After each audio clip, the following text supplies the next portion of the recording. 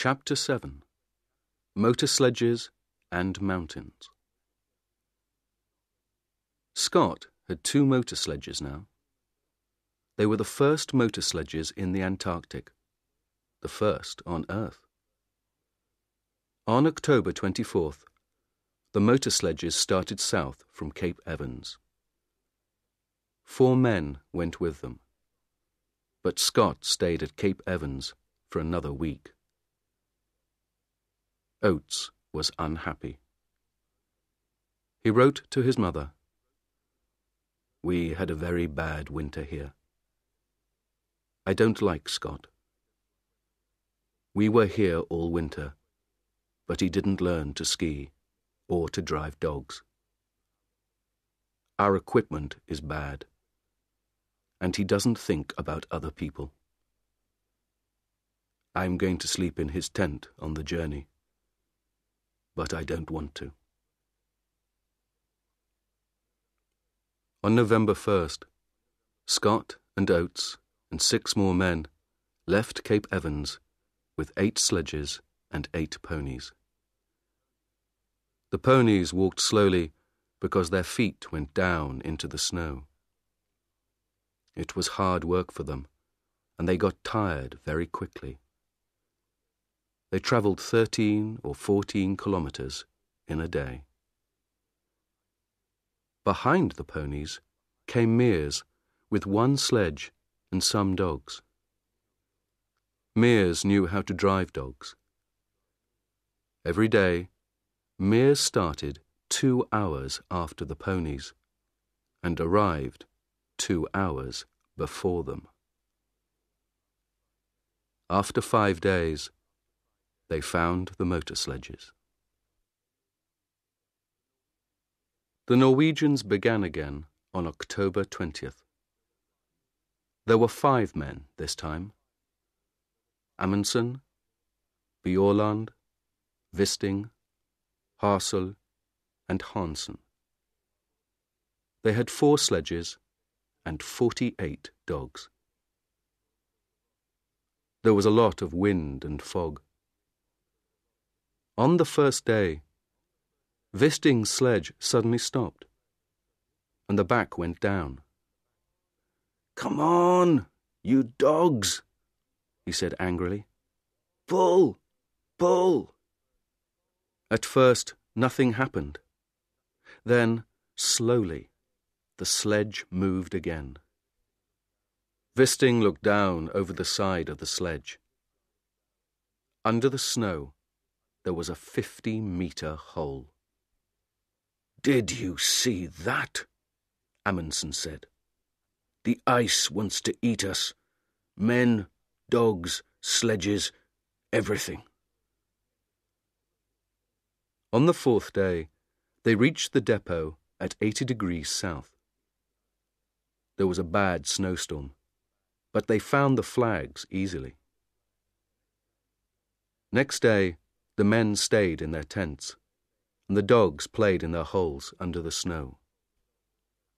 They were all happy. They had a lot of food, they had good equipment, and they were warm. They could travel fast.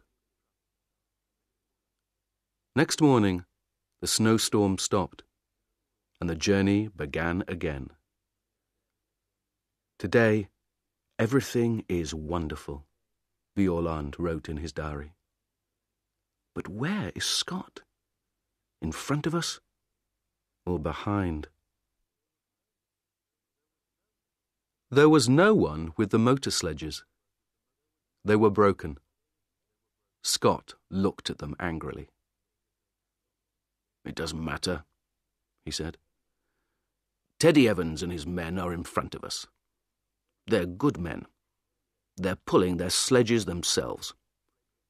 We can get to the pole on foot." Oates looked at Mears. Oates and the ponies were tired, but Mears and his dogs were not. The snow was home for them. That night, Oates wrote, 3 motor sledges at £1,000 each. 19 ponies at £5 each. 32 dogs at £1.50 each. Well, it's not my money, it's Scott's. On November 21st, one of the ponies died.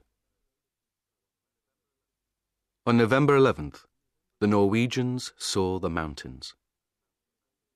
The mountains were very high, some of the highest on earth. Bjaaland smiled.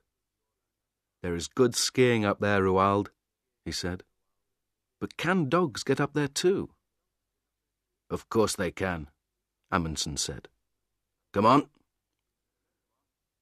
They left Hansen with the dogs and skied a little way up the mountains. It was difficult, but the mountains were big and beautiful. Behind the mountains, Amundsen thought there was a high plateau of ice. "That's it," Amundsen said. "That's the road to the pole. Tomorrow we can bring the dogs and sledges up here. But now, let's have a ski race. Who can get back to camp first?" They laughed and skied happily down the white snow. "This is like home," Bjaaland thought. "But it's bigger than Norway, and better." In the next 4 days, the dogs pulled the sledges 81 kilometres and went up 3,000 metres. At last, Amundsen and Bjaaland stood on the plateau behind the mountains. They were tired, happy men. Bjaaland looked back at the mountains. "Can a motor sledge get up here?" he asked. Amundsen smiled. "No," he said. "I don't think so. And Scott doesn't like dogs. So his men are going to pull their sledges up these mountains themselves. Would you like to do that, Olaf?" Bjaaland didn't answer. He smiled and skied happily away across the snow.